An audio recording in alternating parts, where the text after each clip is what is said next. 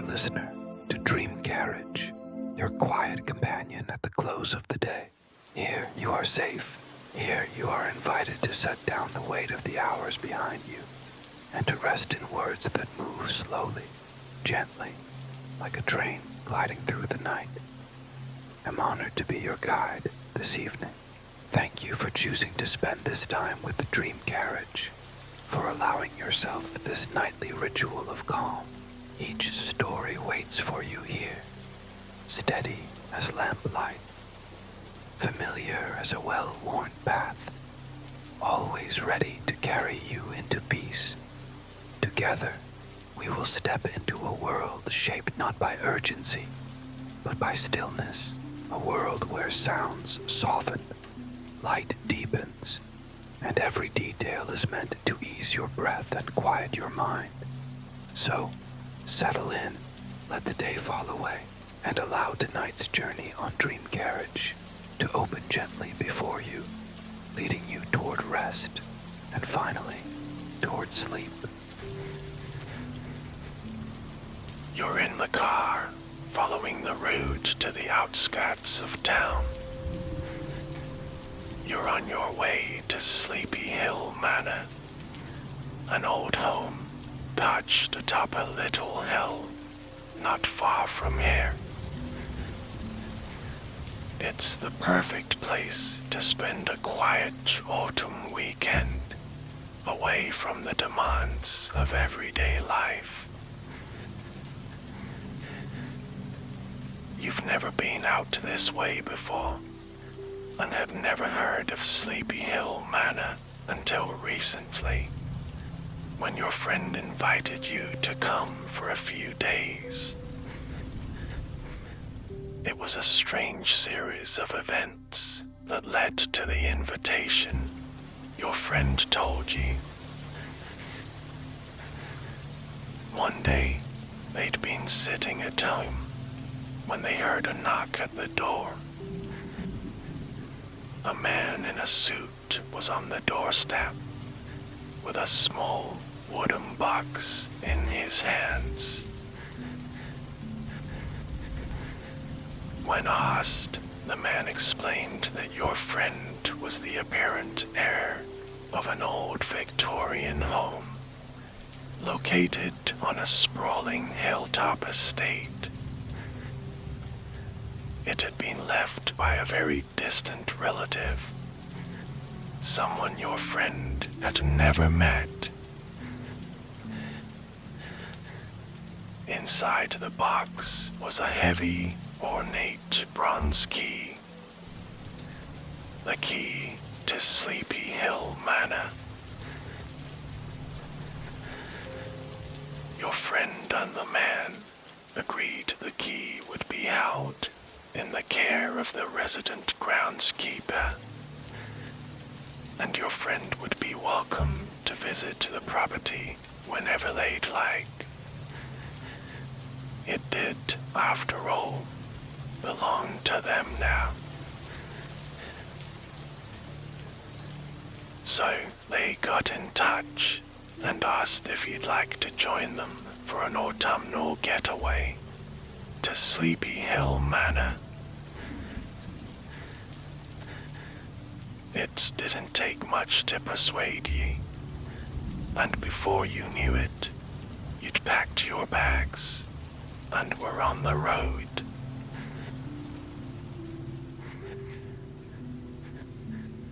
The rhythmic sound of the car lulls you into a kind of trance. You're still paying attention to where you're going, of course, but you allow yourself the space to really take in your surroundings. Autumn leaves blanket the ground on either side of the winding road. A few specks of yellow and orange dot the pavement, like flecks of paint on a black canvas. The sky overhead is moody and dark. Stormy weather, you think to yourself. You're excited to see what Sleepy Hill Manor looks like. Your friend told you they'd only seen a single exterior photo of the place. A beautiful old Victorian home with towers, gabled roofs, and bay windows to spare. You almost feel it isn't fair that you'll get to see it for the first time before your friend does, especially since they are the rightful owner now.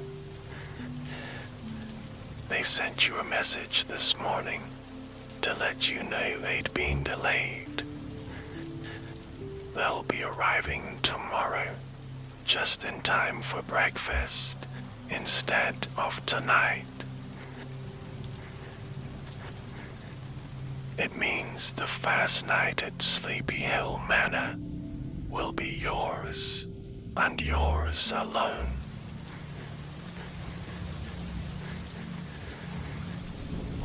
The road before you narrows, becoming more of a country lane. It still winds upwards, climbing the hill gently but purposefully. You feel as though you're being carried along to another reality, a secret hideaway, not too far from town, but removed from the concerns of the world. Soon, you arrive at a wrought iron gate. Opening the car window, you spot a small button attached to what looks like a speaker. You press it and hear a faint crackling in reply. Almost instantly, the gate swings open. I suppose that means I'm in the right place, you think to yourself. Slowly, you inch the car forwards, through the gate and into a gravel parking area. Your tires crunch to a halt as you pull the car into a space beneath the golden-leafed boughs of a jacaranda tree. If it was spring or summer, you know the tree above you would be bursting with purple flowers, nestled among bright green leaves. But autumn has brought its dusky palette to the grounds of Sleepy Hill Manor. Stepping out of the car with your bag, you notice a few of the jacaranda's fern-like clusters of leaves on the ground. You pick one up, gently brushing your fingertips along the rib, similar to a stem, feeling the tiny leaves fan beneath your skin. It's similar to running your fingers up a feather or along the side of a zipper. Moving your fingers back to the bottom of the rib, you hold them in place and pull the rib quickly downwards. The leaves detach, remaining pinched between your fingertips in a tiny bouquet. You drop the now barren rib to the ground, and then release the rice green leaves, watching as they flutter delicately down to join it. Like tiny performers spinning and leaping their way off stage at the end of a ballet, before coming to rest in the quiet darkness behind the curtains.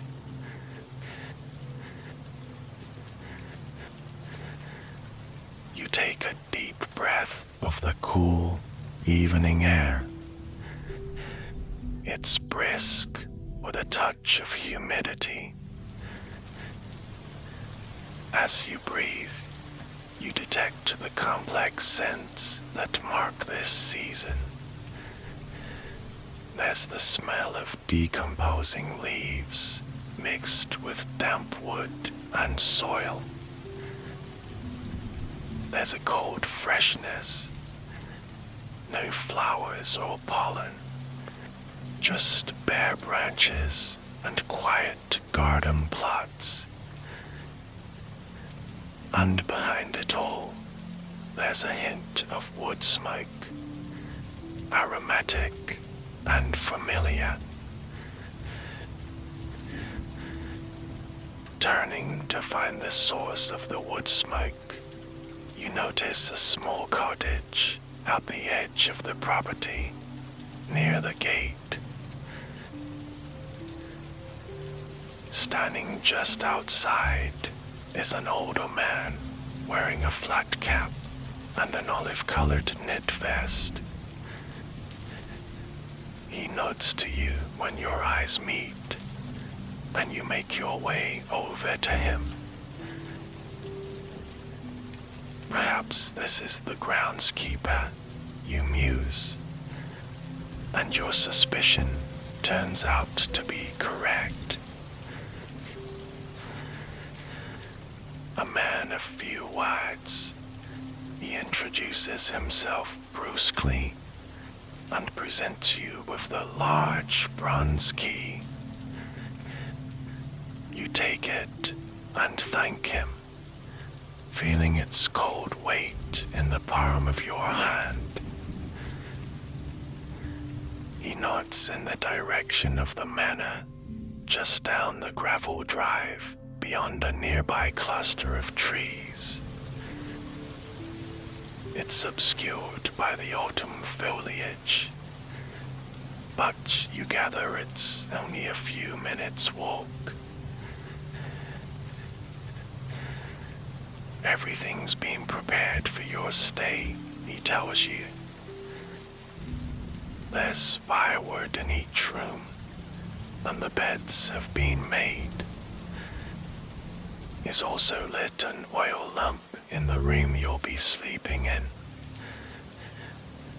The house has electricity now, he says, but the previous owner liked the ambience of the older furnishings.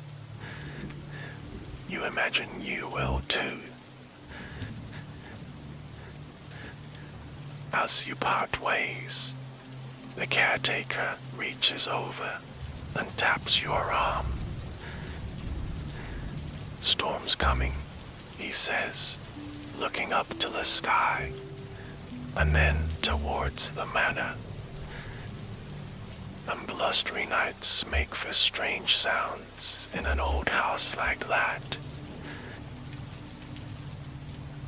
It could be a mere observation, but there's a small part of you that wonders if there's a gentle warning there too. Then he turns on his heels and walks into his cottage, closing the door with a clunk.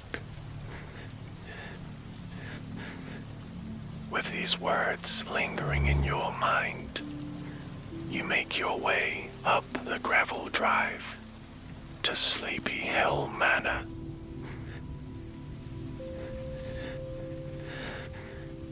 Just ahead of the caretaker's cottage, the drive curves sharply to the right. You pass beneath the hanging boughs of a large, scraggly tree. As you step into its shadow, the temperature seems to drop. You pull your jacket more tightly around you and move quickly back into the dimming light. The gravel slides beneath your shoes. It's a satisfying sound that makes you think of those sweeping Gothic tales set in large old houses, not unlike this one. You smile briefly. Perhaps this is the beginning of your very own night of intrigue, you think. As you walk the last few steps up to the house, you begin composing the story in your head. Of course, it begins with, "It was a dark and stormy night." You hear a rumble of thunder in the distance, as though the weather has been tasked with adding a soundtrack to your musings. You continue. A solitary traveler walks up the long and lonesome drive to the house where it all began. As you finish that thought, Sleepy Hill Manor appears in your view for the very first time, right on cue. The rest of your imagined story flutters from your mind as you take it in with awe. The sight before you.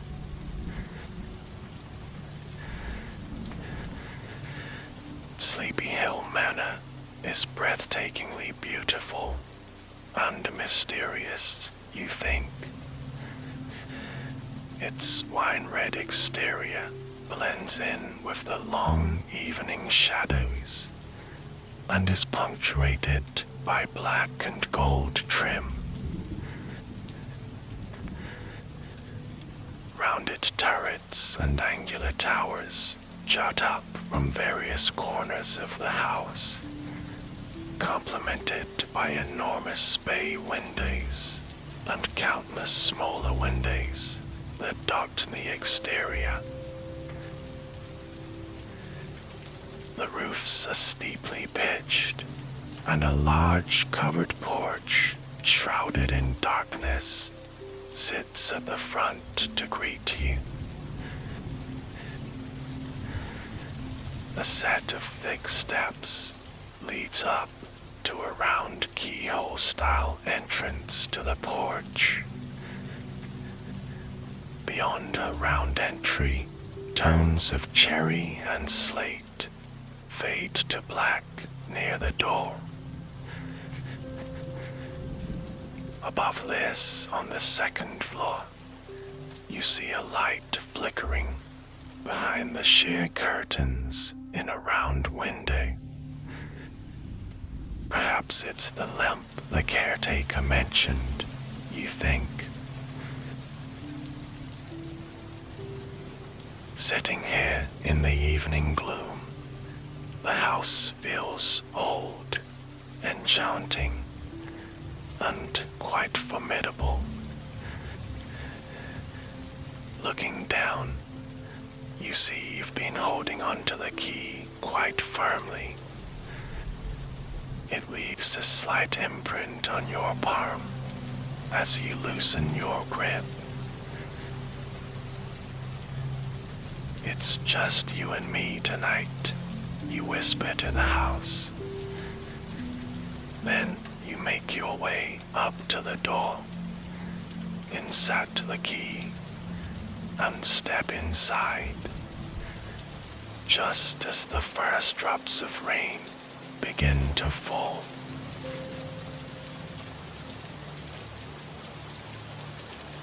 Upon entering, you are greeted by a dim flash of light. Electric candles flicker to life along the walls. Strange, you think, you didn't flip a light switch, and the entry hall seemed to be dark when you were standing outside. Perhaps you just didn't notice the light through the thick, leaded, stained glass windows. you set your bag down and take a look around. The walls are a rich, dark wood, filled with unique recesses, protrusions, and other curious accents. The ceiling is white hair with detailed molding. The floor is also wood, covered in a heavy crimson rug, splashed with curlicues in blue and green. A red velvet chaise lounge sits in the right corner. To your left is a wall-to-wall bookshelf filled with old, leather-bound books whose spines are stamped with gold, silver, and black lettering. Their aging paper and binding gives off a particular scent, not quite dusty or mildewy, but a familiar old smell. It would seem to be a perfectly normal entry hole, save for one peculiarity. This is the extent of it. You can see no other doors, nor windows, nor stairs. The entry hole appears to be a dead end. How curious, you think. There must be a way to get to the rest of the house. You begin to inspect the room for any signs you might have missed, or even a note from the groundskeeper explaining that you should use a back door instead. You run your fingers across the wood of the walls. It's smooth and highly polished. Your fingertips bump over the ridges and dips where it's been elegantly shaped. What wonderful craftsmanship, you think to yourself.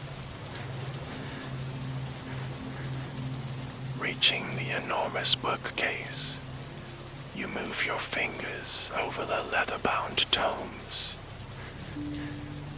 There are a few classic mystery novels you recognize, along with history books, and a few about old houses, like this one.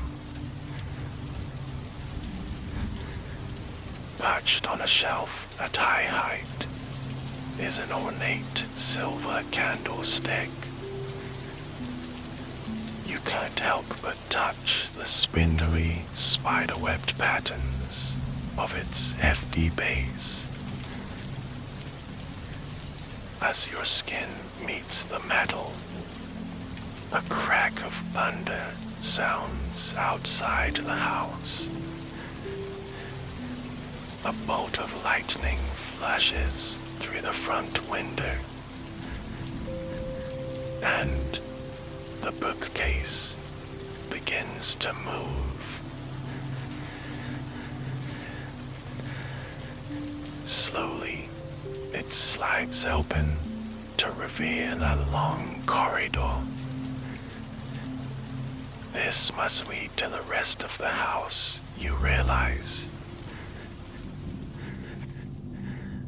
You turn around to pick up your bag and see that it's now resting on the chaise lounge. You're nearly certain you left it on the floor, but perhaps not.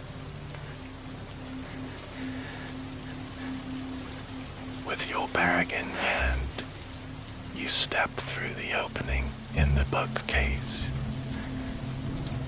The same wooden floors are here, lined with elegant crimson rugs. The thick material masks your footsteps. The house is silent. The only thing you hear is the muffled sound of the rain pattering against the windows and roof, accompanied by furtive rumbles of thunder and quick flashes of lightning. Making your way down the corridor, you see a few portraits hanging on the walls. There's an elegant woman in a black gown and pearl necklace, a man in a top hat, and even a painting of a dog sitting near a chair. As you pass by each portrait, you notice the people's eyes seem to follow you. Pausing, you step backwards and then forwards. Backwards and forwards. The portraits appear to observe your strange movements. It must be an optical illusion, you realize. Some trick employed by the painter to make the portraits more lifelike. You give a quick nod to the dog and then smile to yourself. Painted or not, animals can be such a comfort in unfamiliar spaces, you think.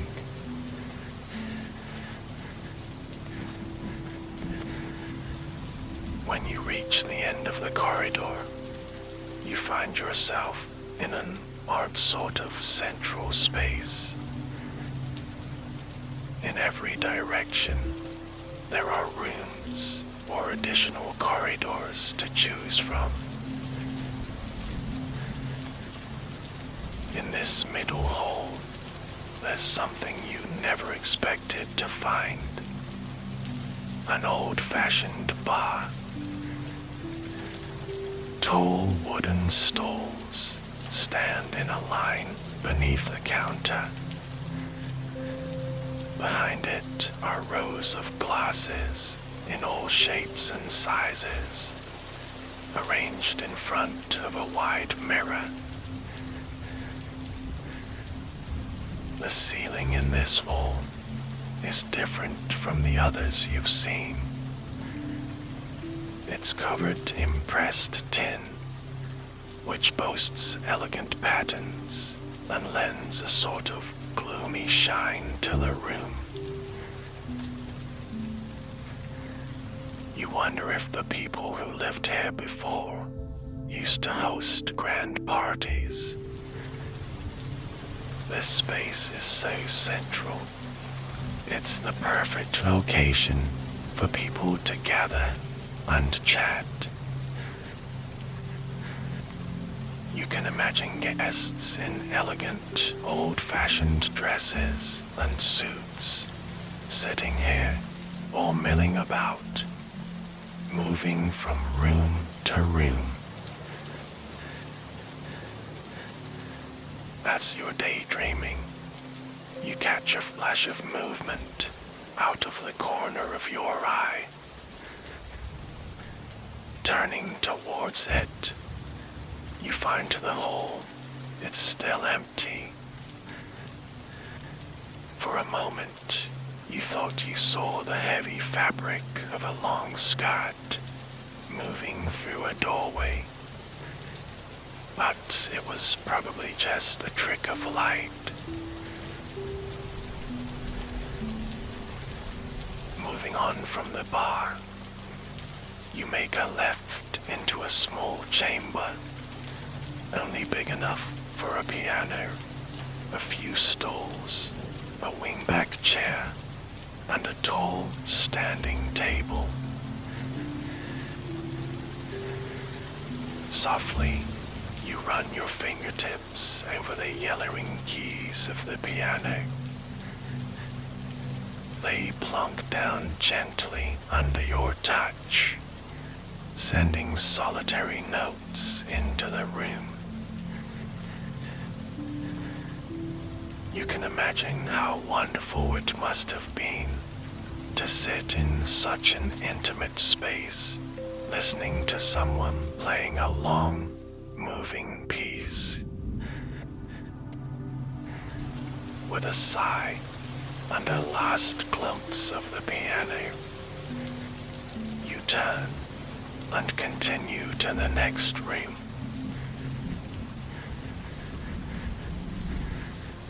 Here, you find a treasure trove of books, countless volumes, bound in red, green, and blue, standing at attention on wall-to-wall bookshelves. Their pages are yellowing, and some of their spines have cracked, but they are beautiful nonetheless. You find books on geography and history, along with famous novels. In one corner of the bookshelf, you spot a heavy tome with a black spine and shiny silver lettering. Victorian Ghost Stories, the title reads.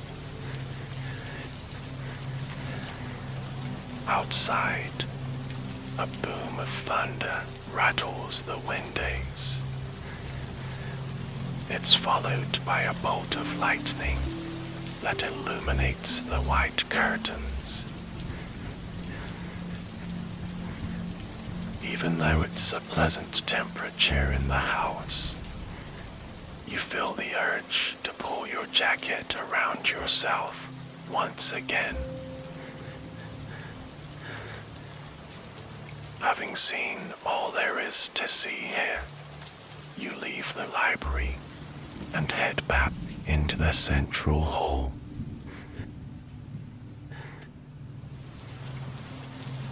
Resting your elbows on the bar, you stifle a yawn. You hadn't realized how sleepy you were until you began exploring the house. Now, what you'd really like to do is have a good, long rest. Your friend will be arriving early tomorrow, just in time for breakfast. You smile at the prospect of getting a full night of sleep once you find your room. You've seen the piano room and the library, but off to the right is another corridor. Third time's the charm, you whisper to yourself. As you're heading for the unexplored territory, you think you hear a faint sound coming from behind you.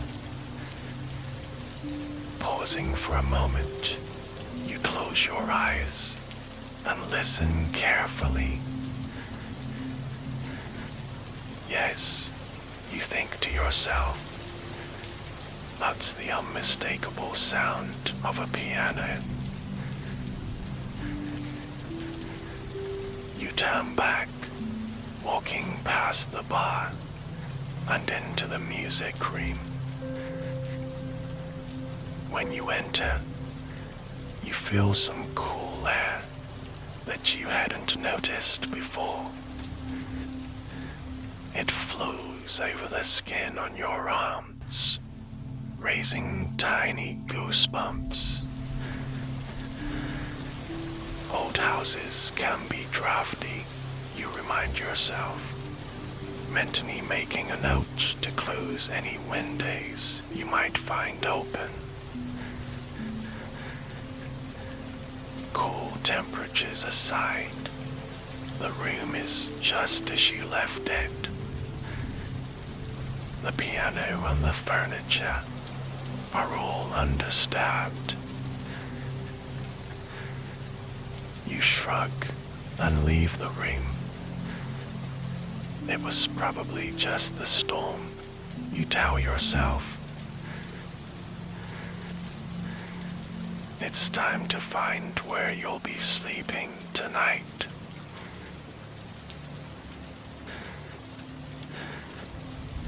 Crossing the central hall, you soon reach the second corridor.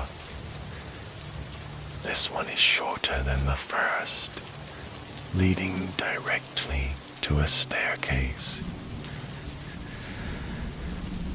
With your bag now slung over your shoulder, you begin to climb the red carpet-covered stairs. It feels regal, exploring this vast and strange house alone. Part of you wishes your friend was here, but you're enjoying having the manor all to yourself tonight too. Up the top of the stairs, you realize you've reached the living quarters. There are 5 rooms, all roughly the same size, arranged in a semicircle around the same kind of central hall.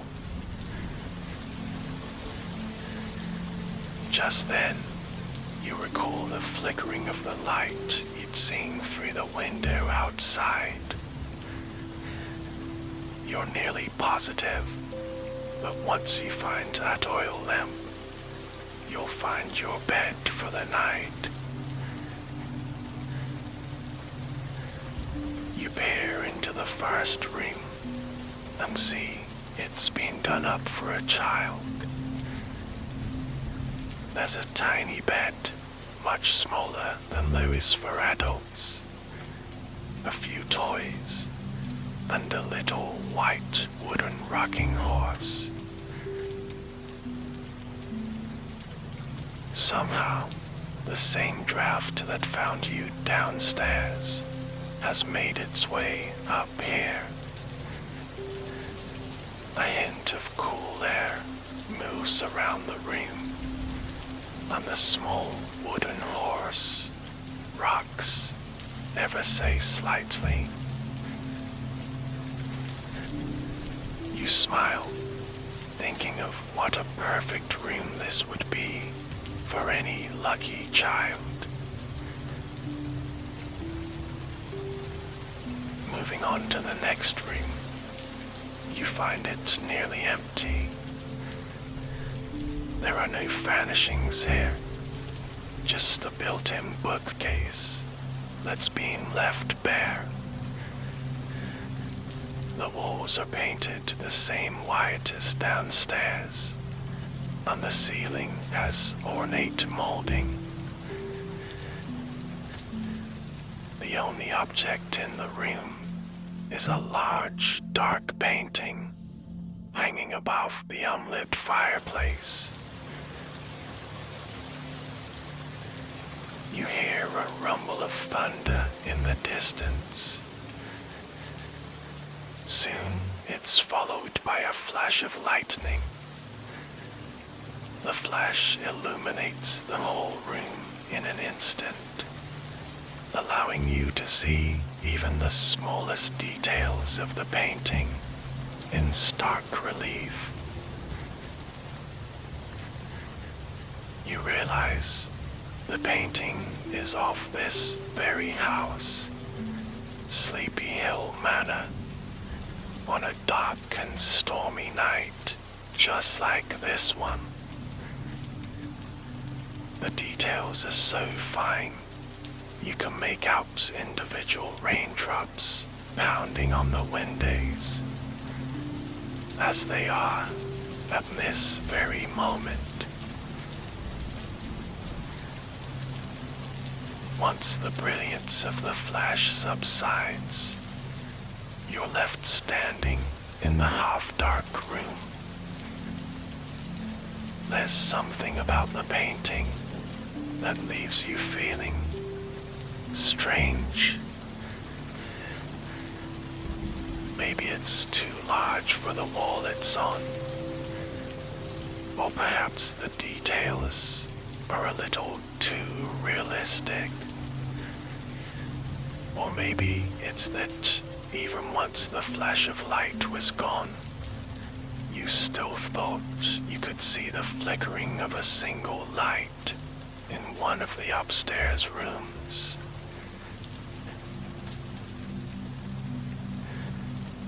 A gentle creaking sound brings you out of your reverie.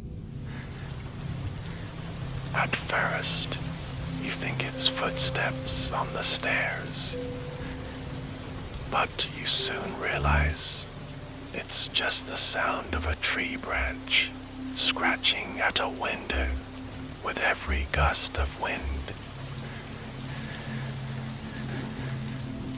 Taking your bag, you hope the next room will be yours.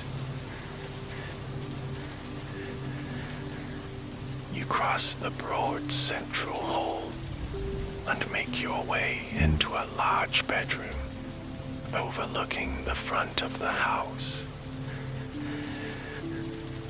The room is dark, save for a single oil lamp sitting in the window.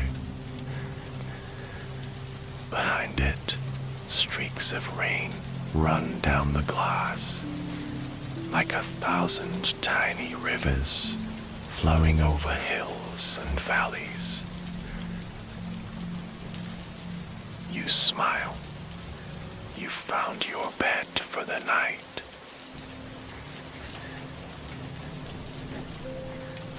You flick on the electric light switch, flooding the room with a soft yellow glare. Then you turn and close the door behind you. There's a small silver key in the lock, and you turn it until you hear a gentle click. You take a moment to appreciate how unique this space is before getting ready for bed. It has the same crimson carpeting and elegant white walls and ceiling. Near the door stands a display case with several tiny knickknacks arranged on glass shelves. You spot an old playbill from a theater production, a spyglass, a deck of playing cards, and more. A large clawfoot tub sits near the door to the bathroom. You also have your own chaise lounge, as well as a large, rich red velvet armchair and mahogany writing table. The bed looks inviting too, covered in crisp white sheets. You can't wait any longer to lie down.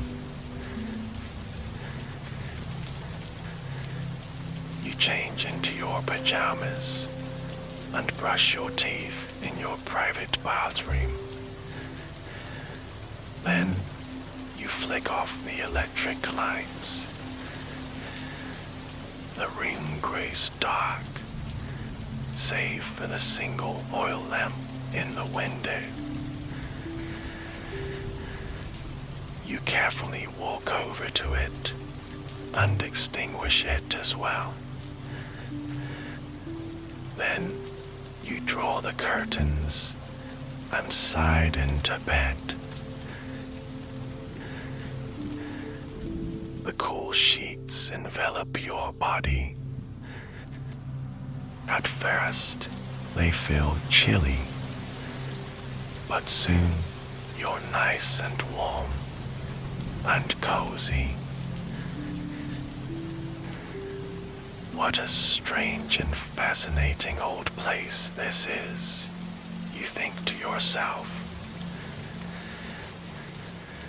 You're excited your friend will be arriving in the morning. There's so much more to explore, both in the house and on the grounds.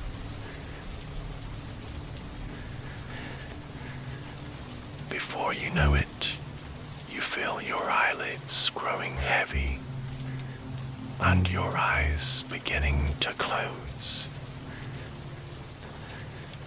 The rain patters against the windows. Every so often, a rumble of thunder sounds in the distance.